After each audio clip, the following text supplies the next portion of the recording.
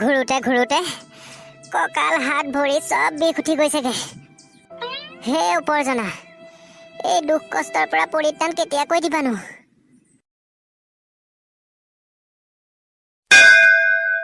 মা, তই যে ভিতৰলৈ নোসোমাই ইয়াতে বহিলি?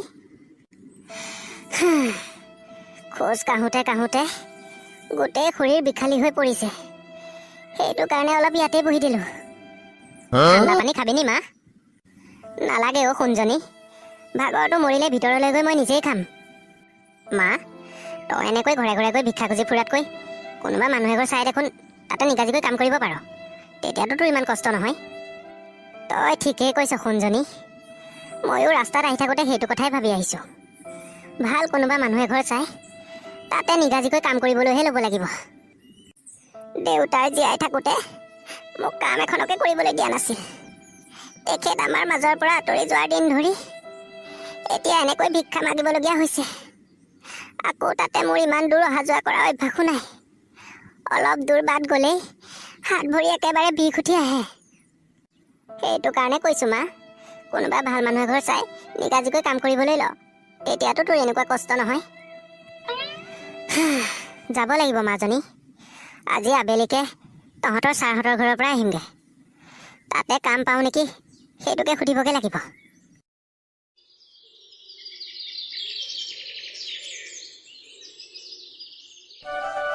ছাৰ ঘৰত আছেনে? অঁ, বাহিৰত কোন? দৰ্জা খোলা আছে, ভিতৰলৈ সোমাই আহাচোন। অঁ, পূৰ্ণিমা, বহাচোন বহা। হ'ব বাইদেউ, বহিছোঁ। তুমি এইবিলাক কি কৰিছা পূৰ্ণিমা? তলত কিয় বহিলা? ওপৰৰ চোফাত বহা।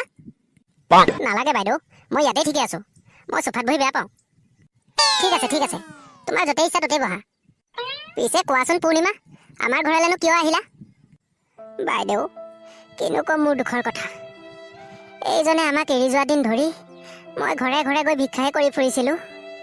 এইখন গাঁৱৰ পৰা সিখন গাঁৱলৈ, সিখন গাঁৱৰ পৰা ইখন গাঁৱলৈ কৰি থাকোঁতে শৰীৰত বহুত কষ্ট হয়। সেইটো কাৰণে এইবাৰ ভাবিলোঁ কোনোবা এঘৰত নিগাজিকৈ কামকে কৰিবলৈ লওঁ। এই বহুত কেইঘৰত সুধিলোঁ, কিন্তু কোনেও ৰাখিবলৈ মোক ইচ্ছা নকৰে। আপুনি মোক কিবা এটা সহায় কৰক বাইদেউ। পূৰ্ণিমা, তোমাক নিগাজিকৈ ৰাখি কৰাবলগীয়া কাম আমাৰ ঘৰত নাই। তথাপিতো তোমাৰ দুখ কষ্ট বুজি পাই মই বাৰু কামত ৰাখিছোঁ। এই বিশেষ কাম কৰিবলগীয়া নাই। ঝাৰু মাৰিবা, বাচন বৰ্তন ধুবা, কাপোৰ কানি দুটামান ধুবা, বছ ইমানেই। তাৰপিছত তুমি ঘৰলৈ যাব পাৰিবা। ধন্যবাদ বাইদেউ, আপোনালোকক ভগৱানে ভালে ৰাখক। আপুনি যে মোৰ দুখ কষ্ট বুজি পালে, এয়াই মোৰ কাৰণে ডাঙৰ কথা। হ'ব পূৰ্ণিমা, তুমি দুখ নকৰিবা। ভগৱানে যেনেকৈ লিখি পঠিয়াইছে সকলোখিনি তেনেকৈহে হ'ব। সকলোখিনি তেৰাৰে ইচ্ছা।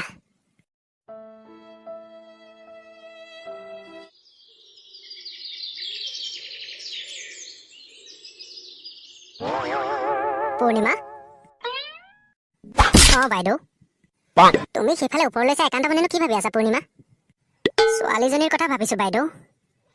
এই বাপেক নাইকিয়া ছোৱালীজনী আগলৈ বা কি হ'ব, মোৰ তাকেহে চিন্তা লাগিছে। আৰু তাই পঢ়াটো ভাল নহয় বাইদেউ, কিন্তু মই বাৰু তাইক কেনেকৈ পঢ়ুৱাম? এনেকৈ ভিক্ষা কৰি আপোনালোকৰ ঘৰত কাম কৰি জানো তাইক পঢ়ুৱাব পাৰিম? দুবেলা দুসাঁজ খাবলৈকে টান, তাতে আকৌ তাইক পঢ়ুৱাই শুনোৱাই ডাঙৰ কৰিবলৈ মই জানো সিমানখিনি পাৰিমগৈ বাইদেউ? তুমি বেছিকৈ চিন্তা কৰিছা পূৰ্ণিমা।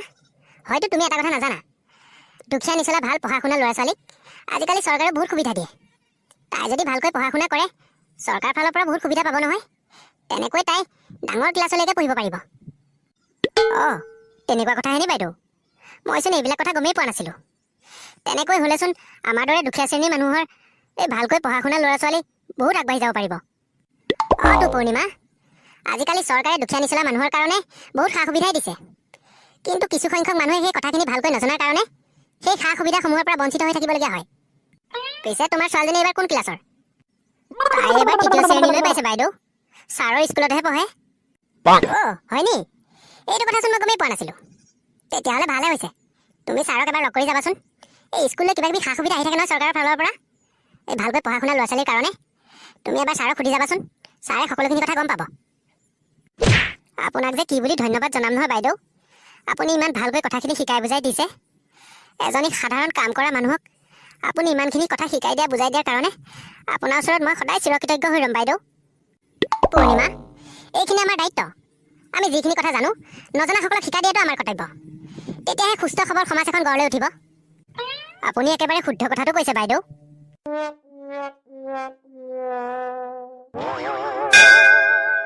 ছাৰ বহিছে? হে পূৰ্ণিমা, অলপমান বহিছো। ছাৰ, এই ছোৱালীজনীক লৈহে কথা এটা সুধিম বুলি আহিছিলোঁ। এই সোধাচোন, কি সুধিম বুলিনো আহিছা? ছাৰ, এই বাইদেৱে কোৱা শুনিলোঁ আমাৰ দৰে দুখীয়া শ্ৰেণীৰ মানুহৰ ল'ৰা ছোৱালীৰ কাৰণে চৰকাৰে বোলে স্কুললৈ কিবা সা সুবিধা দিয়ে। কথাটো হয়নে ছাৰ? তুমি যি শুনিছা ঠিকেই শুনিছা পূৰ্ণিমা, কিন্তু অকল দুখীয়া শ্ৰেণীৰ ছাত্ৰ ছাত্ৰীসকলৰ কাৰণেই নহয়। যি ছাত্ৰ ছাত্ৰী পঢ়াত ভাল সেই ছাত্ৰ ছাত্ৰীক চৰকাৰে কিছুমান সা সুবিধা প্ৰদান কৰে।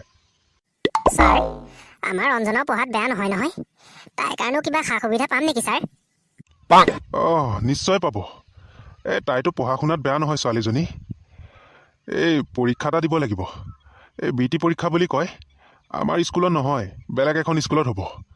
এই পৰীক্ষাটোত যদি প্ৰথম বিভাগত উত্তীৰ্ণ হয় নহয়, এই চৰকাৰে স্কলাৰশ্বিপ এটা প্ৰদান কৰে, যাৰ কাৰণে পঢ়া শুনাত সুবিধা হয়। সেই পৰীক্ষাটো দিবৰ কাৰণে কি কৰিব লাগিব ছাৰ? তুমি একো কৰিব নালাগে পূৰ্ণিমা। যি কৰি দিব লাগে সকলোখিনি ব্যৱস্থা মই কৰি দিম। তুমি মাত্ৰ গৈ তাইক ক'বা ভালকৈ পঢ়া শুনাত মন দি এই পৰীক্ষাত বহিবলৈ।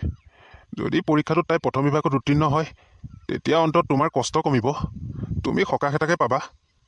হয় ছাৰ, আপুনি ঠিকেই কৈছে। এইজন ঢুকুৱাৰে পৰা কম কষ্ট কৰি মই তাইক ডাঙৰ দীঘল কৰা নাই। হ'ব পূৰ্ণিমা, তুমি দুখ কৰিব নালাগে। আৰু তাই পৰীক্ষাটো দিয়ালৈকে তুমি কামলৈও আহিব নালাগে। তুমি কামলৈও নাহিলেও তাৰ পইচা মই দিম। তোমাক মই তাইৰ এইকেইদিন পঢ়া শুনাৰ চোৱা চিতাৰ দায়িত্ব দিছোঁ। তুমি তাকে কৰিবা ঘৰত থাকি। হ'ব ছাৰ, মই আপুনি কোৱাৰ দৰেই কৰিম। আপোনালোকক ভগৱানে ভালে ৰাখক। আপোনালোকে এই অভাগিনীক বহুত সহায় কৰিছে। মাজনী, আজি ছাৰে মোক আমাৰ কাৰণে ভাল খবৰ এটা দি পঠিয়াইছে। কি ভাল খবৰনো মা? ছাৰে কৈছে কোনোবা এখন স্কুলত কিবা এটা হেনো পৰীক্ষা হ'ব। সেই পৰীক্ষাটোত তোকো ভাগ ল'বলৈ কৈছে। তই যদি হেনো সেই পৰীক্ষাটোত পাছ কৰ, চৰকাৰে হেনো পঢ়িবলৈ সুবিধা দিব। মা, এই কথাটো স্কুলত আমাকো কৈছে। আৰু তই যে ক'লি কিবা এটা পৰীক্ষাত ভাগ ল'ব লাগিব বুলি, পৰীক্ষাটো হৈছে বৃত্তি পৰীক্ষা। সেই পৰীক্ষাটোত যদি মই প্ৰথম বিভাগত পাছ কৰি দিব পাৰোঁ, মোক চৰকাৰৰ ফালৰ পৰা স্কলাৰশ্বিপ দিব, যাৰ কাৰণে মোৰ পঢ়িবলৈ সুবিধা হ'ব। শুনজনী, এতিয়াতো তোৰ দেউতাৰ নায়েই। তই মোৰ একমাত্ৰ ভৰসা, একমাত্ৰ সাহস। তই ভালকৈ পঢ়া শুনা কৰি আগলৈ ডাঙৰ মানুহ হবি শুনজনী। মা, তুমি চিন্তা নকৰিবা। মই ভালকৈ পঢ়া শুনা কৰি আগলৈ ডাঙৰ মানুহ হৈ তোমাৰ যি দুখ কষ্ট আছে মই সকলোখিনি দূৰ কৰিম। শুনজনী, সকলোখিনি আশা ভৰসা মোৰ তোৰ ওপৰতে।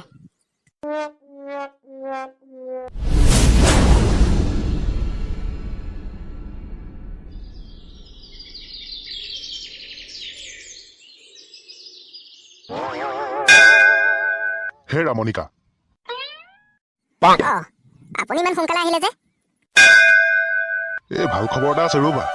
এই পূৰ্ণিমা অহা নাই নেকি কামলৈ? নাই অহা। আপুনি মানা কৰা দিন ধৰি তাৰপিছৰ পৰা দেখোন তাই কামলৈ অহাই নাই। তাইৰ কাৰণে এটা ভাল খবৰ আছে মনিকা। তাইৰ ছোৱালীজনীয়ে এই BT পৰীক্ষাত প্ৰথম বিভাগত উত্তীৰ্ণ হৈছে। এইটোচোন বহুত ভাল খবৰ। হেৰা, আমি নহ'লে কাম এটা কৰোঁ। শুভেচ্ছাও দিয়া হ'ব, সিহঁতৰ খবৰ এটাও লোৱা হ'ব। আমি সিহঁতৰ ঘৰৰ পৰা আহোঁগৈ ব'লা। এতিয়া আকৌ কোন আহিল? দৰজা খোলা আছে, সোমাই আহক। পূৰ্ণিমা, ছাৰে মই এইমাত্ৰ তোমাৰ কথা পাতি আছিলোঁ। ইমান দিন কামলৈ কিয় অহা নাছিলা? বাইদেউ, আপোনালোকে মোক বেয়া নাপাব। এই ছোৱালী পৰীক্ষা শেষ হোৱা দিনৰে পৰা মোৰ গাটো একেবাৰে বেয়া হৈ আছিল। এই কালি পৰহি অকণমান ভাল পাইছোঁ। সেইটো কাৰণে এতিয়া কাম কৰিম বুলিয়ে আহিছোঁ। কামটো বাৰু পিছতো কৰিবা। পিছে খবৰ এটা গম পোৱা নে নোপোৱা? কি খবৰনো ছাৰ? গম পোৱা নাই নহয়। তোমাৰ ছোৱালী অঞ্জনাই প্ৰথম বিভাগত পাছ কৰিছে BT পৰীক্ষাত। আপুনি সঁচাকৈ কৈছেনে ছাৰ? পূৰ্ণিমা, কিয় মিছা মাতিম আকৌ? তোমাৰ ছোৱালীয়ে প্ৰথম বিভাগত পাছ কৰি নিজৰ লগতে স্কুলখনৰ নামো জ্বলাই তুলিছে। এই খবৰটো পাই তাইৰ দেউতাকলৈহে মনত পৰিছে মোৰ আজি। তাইৰ দেউতাক যদি জীয়াই থাকিলেহেঁতেন, কিমান যে ফূৰ্তি কৰিলেহেঁতেন, কিমান যে কি নকৰিলেহেঁতেন তাৰো ঠিকনা নাথাকিলেহেঁতেন। হ'ব পূৰ্ণিমা, তুমি এতিয়া কন্দা কটাখন নকৰিবাচোন। আজি ইমান এই ভাল দিনটোত তুমি এনেকৈ কান্দিলে শোভা নাপায়। পূৰ্ণিমা, তুমি চাবাচোন, তোমাৰ ছোৱালীয়ে তোমাক এদিন বহুত সুখ দিব। ছাৰ বাইদেউ আপোনালোকে তাইক আশীৰ্বাদ কৰিব, প্ৰতিটো ক্ষেত্ৰতে যেন তাই উজলি থাকিব পাৰে। পূৰ্ণিমা, আমাৰ আশীৰ্বাদ তাইৰ লগত সদায় আছে, তাই সদায় উজলি থাকিব। ব'লা পূৰ্ণিমা, তোমালোকৰ ঘৰলৈ যাওঁ, তাইকো এই ভাল খবৰটো দিওঁগে, আৰু সকলোৱে মিলি ভাত এসাঁজ খাম ভালকৈ।